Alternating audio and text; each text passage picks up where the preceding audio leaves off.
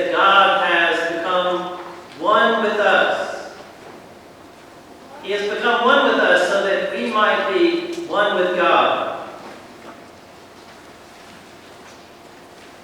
For you, for me, for our sake, for our good, the Word of God, the second person of the Trinity, chose to give up the glory of heaven and to become one of us, thus giving us a dignity as human beings beyond all calculation, beyond all telling, making it possible for us to share in the divine nature. One of the truths revealed in this story is how God's providential hand guides all things.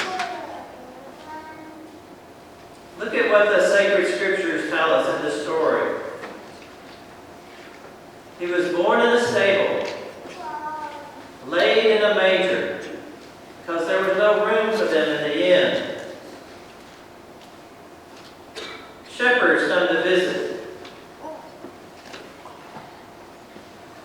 Now, a lot of times when you hear the story or somebody retells the story of the birth of Jesus, the innkeeper is kind of an unsavory character. He's kind of a villain of the story. Heartless, cruel, greedy, slams the door in their face, one after another. Now, how do we know that maybe this innkeeper was heartbroken that he couldn't help this couple with this pregnant woman, clearly very pregnant? And how do we know that he didn't say, listen, I'm already rented out my own bedroom. I'm sleeping behind the bar. I've got a stable though. It'll be warm. My wife and I will go throw some blankets down, light some candles. We'll build you a little fire there. We've got some food left over. Let us give you something to eat. See, God wanted them in that stable because God was going to send His shepherds to them. And guess what? A nice hotel is not going to welcome the shepherds coming in out of the fields. A nice inn is going to shut their doors to them for sure. You know, shepherds lived in the fields with the animals. They slept with the animals. They were ritually unclean. They were not welcome in finer society. They were not welcome at the temple. They stayed out in those fields for weeks at a time. They were known kind of as the outcasts, not kind of, they were the outcasts of that society. And it's to them that God sends His angels. And it's to them that they are the first ones that come to worship Jesus. They are the ones that gather around that most sacred moment. The angels appear to them, not to the mighty, to the powerful, to the wealthy, not to the scribes and the Pharisees. The angels come to the shepherds in the fields. And it's they that go and worship Him. And they are the first ones to go and tell about this marvelous thing that has happened. This host of angels that has appeared. One of the parts of this story that's so important is how God's providential hand guides all things. Often when we think, Joseph had to think, how could God do this to us? I can't even take care of Mary and this little baby that's coming into the world. God was guiding them to that stable. All the great stories really parallel or mirror the story of Jesus. We see God's providential hand in all those stories in the Old Testament, in the history of Israel. And it's in all the great stories in movies are in a way they're retelling the story of what the Father has done in us by sending Jesus to be born of the Virgin Mary. You know, one of my favorite stories is The Lord of the Rings. And who's the hero of that tale? There are all kinds of impressive great ones. Kings, soldiers, elf lords. But none of them is entrusted with carrying the ring to Mount Doom to destroy it. Frodo, a hobbit, known as a halfling. Why is he the hero? Well, he's the only one humble enough to carry the ring.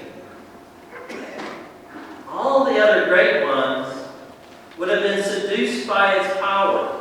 They would have wanted to use it for themselves. They would have felt like they had a better plan. Frodo is the only one small enough and humble enough to carry it and destroy the evil of it. You know, J.R.R. Tolkien was thoroughly Catholic. The book it's not really explicitly Catholic, but the Catholicity comes through in every page if you look at it in a certain light. Out of the small, the overlooked, the insignificant, comes greatness. God's power is manifest in the lowly and the humble, in the humble virgin, in this lowly carpenter. They are in a stable surrounded by shepherds.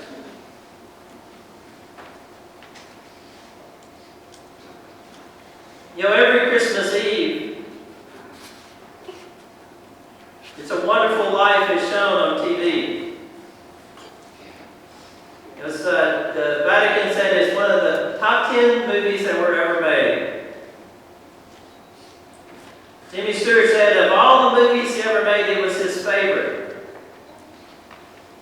I only learned recently that this was the first movie that Jimmy Stewart made after World War II. You know, he had won an Academy Award prior to World War II. And when war broke out, this great evil in Nazi Germany, he was determined to sign up and fight. He came from a long line of veterans. He was a pilot, so he wanted to fly for his country. He became a lead commander in a group of B-24 bombers. He flew over 20 missions. He saw a lot of horror and violence and destruction. He came away a changed man. He had friends who died in that great war. And so he was given his chance to play George Bailey in this movie by Frank Capra called It's a Wonderful Life. And as you know, and probably you know, the story is about George Bailey, who is well known and well loved in this little town that he grew up in. And that even though he always had visions of splendor, traveling the world, in a way he felt stuck in this little town.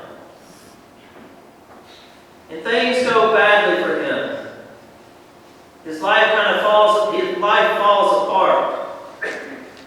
And at a certain point, he gets so depressed and tore up that he decides he's going to go kill himself. That it would be better for his family if he was dead. Better for the town if he was dead.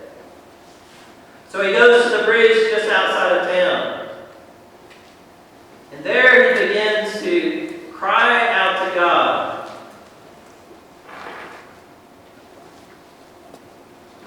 this heart-wrenching prayer, he says, God, Father, dear Father in heaven, I'm at the end of my rope. Show me the way. And at that moment, Jimmy Stewart breaks down sobbing. Now that was not in the script. Jimmy Stewart tells the story. He said at that moment, all the pain and sorrow and sadness that he had been experiencing since his time in war came welling up within him. He said, he felt the loneliness of people who had nowhere to turn. He was overwhelmed with emotion. And this is a quote from Timmy Stewart. He said, "The realization that our Father in heaven is always there to help the hopeless overwhelmed me with emotion and reduced me to tears." Now, Frank Capra was a Catholic. He said that one major goal in all of his film was to show that each person's life touches many other lives. That God is ever near. And God is guiding His providential hand in all things. You know, the movie starts out with all the people in Bedford, not all, many people in Bedford Falls lifting up prayers for George Bailey. It shows how heaven hears those prayers. One, it tells us about the power of intercessory prayer. But then also, George is shown by his guardian angel. Remember his name? Angel, second class, Clarence. He shows him what would have happened if he had never been born. And all the lives that would have been radically changed.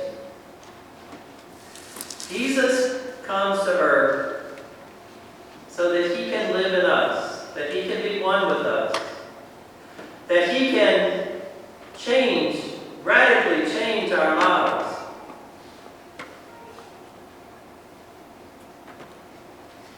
God is always at work in us and in our midst. His hand is always providentially guiding things.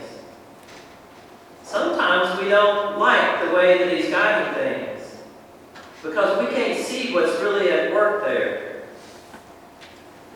Titus tells us that we should be eager for doing good. If we give ourselves to the grace and to the power of God, if we allow God to truly live in us and work in and through us, it is a wonderful life.